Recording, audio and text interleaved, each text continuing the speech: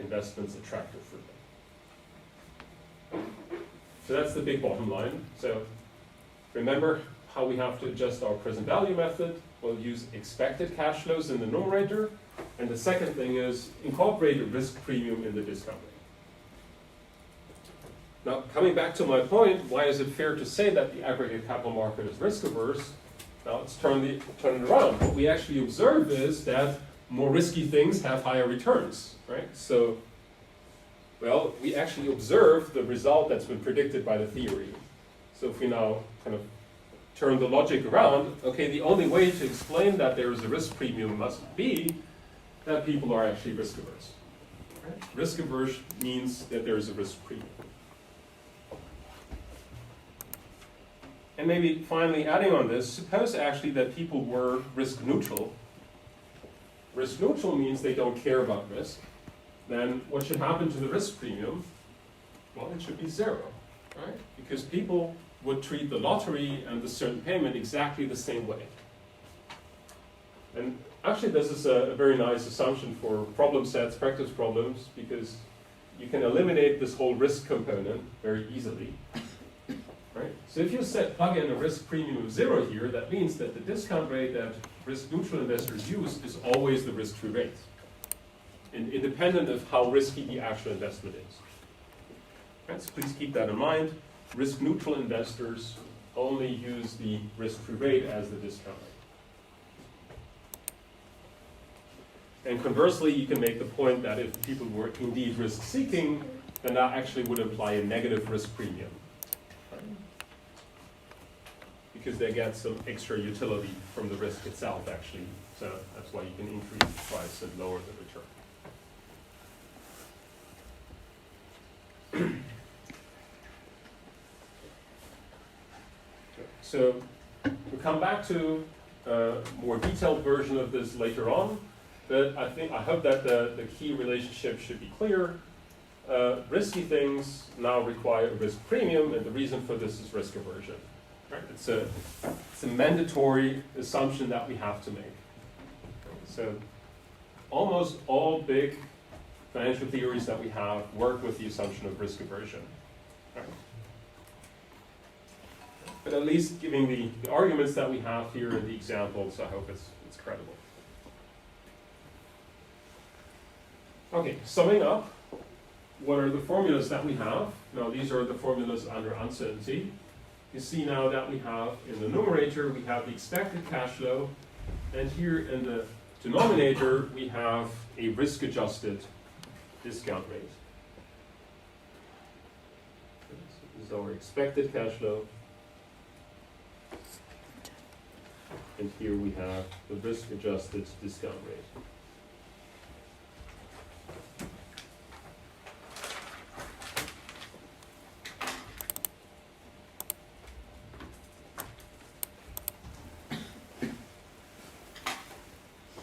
It's important to note that those two things here are in a strict relationship with each other, right? So the discount rate depends on what the risk is in the numerator, right?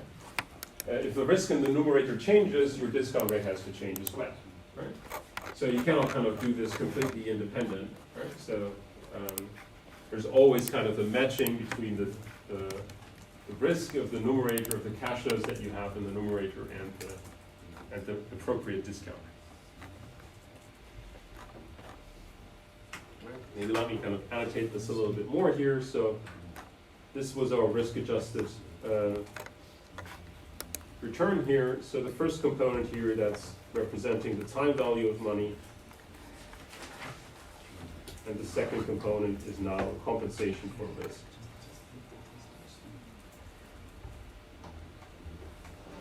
And the sum of the two components is what we call a risk-adjusted return or discount rate. The key assumption was risk-averse investors.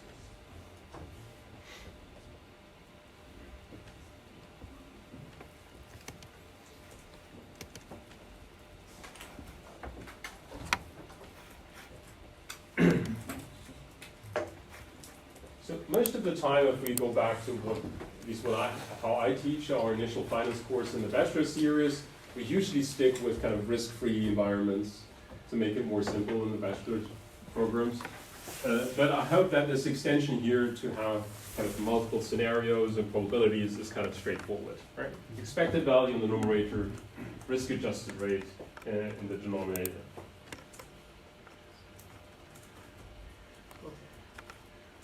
Any questions regarding the general method so far? So then let me introduce another piece of terminology. So we have introduced the present value, right? So I have the value of kind of the stream of cash flows that I have in the future. There is another thing that is sometimes calculated, which is the net present value. So what's the difference between the two? The difference is basically the year where you start kind of summing up the cash flows. For the present value, you start next year or next period. The net present value incorporates today. So you can think of this maybe the net present value of kind of as a company, on a company perspective, they're doing a project. And the present value would be the stream of kind of their future income.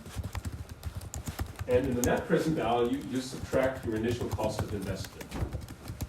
So that's a typical setting in capital budgeting, where the first component here would be kind of your present value of income, and you subtract the cost of the investment from it.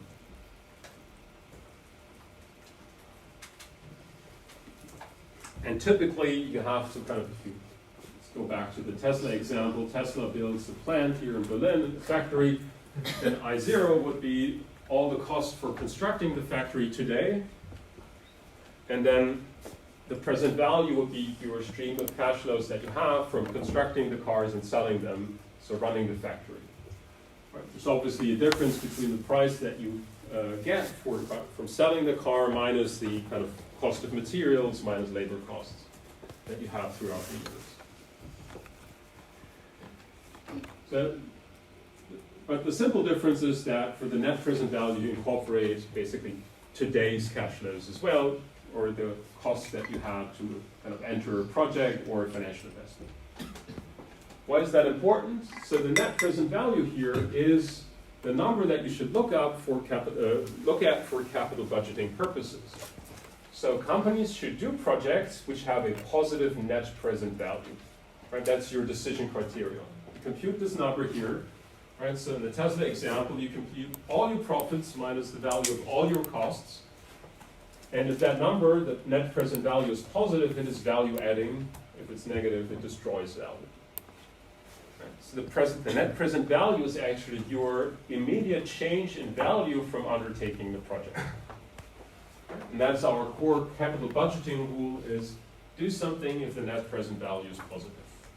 I hope that you should have seen that in your bachelor studies somewhere. So that's your capital budgeting rule. I mean, I have it already here.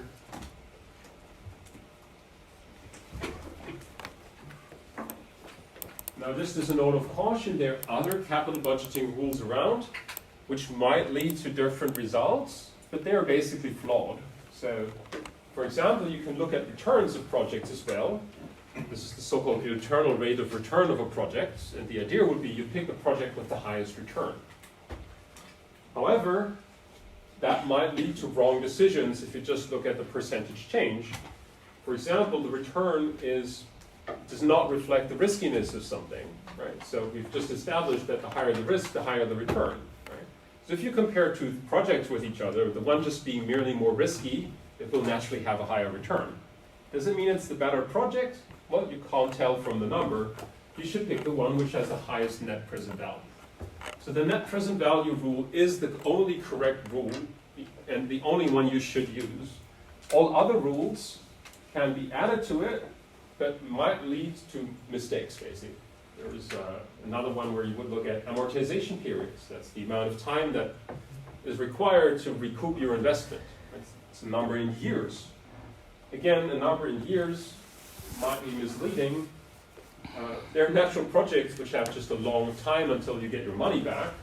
Everything that requires research, like medication, right? You invest a lot of money, and the medication may be developed after 10 years, And then you can start making money, so it has a long amortization period.